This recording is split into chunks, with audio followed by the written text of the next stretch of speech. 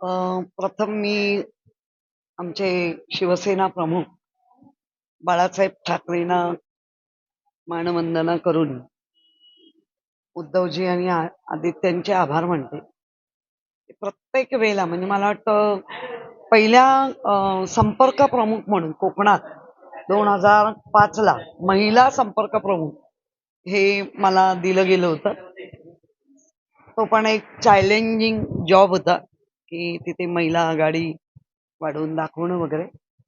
त्यानंतर बिनविरोध महापौर जे गेल्या वेळेला झालं 2019 ला, तो पण एक इतिहास रचला गेला.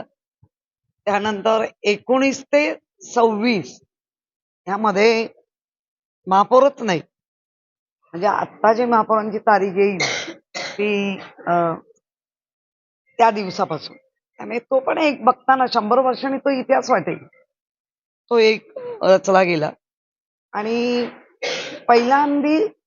पहिल्यांदाच अपोजिशन लीडर म्हणजेच विरोधी पक्ष नेता अशी रूढी परंपरा चालू होतं.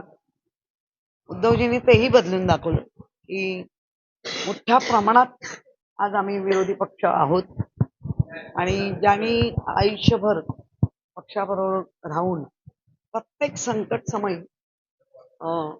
असं त्यांचं म्हणणं आहे. कारण मी आज पेपरमध्ये ढालीसारख्या लढले, ढाल बनून.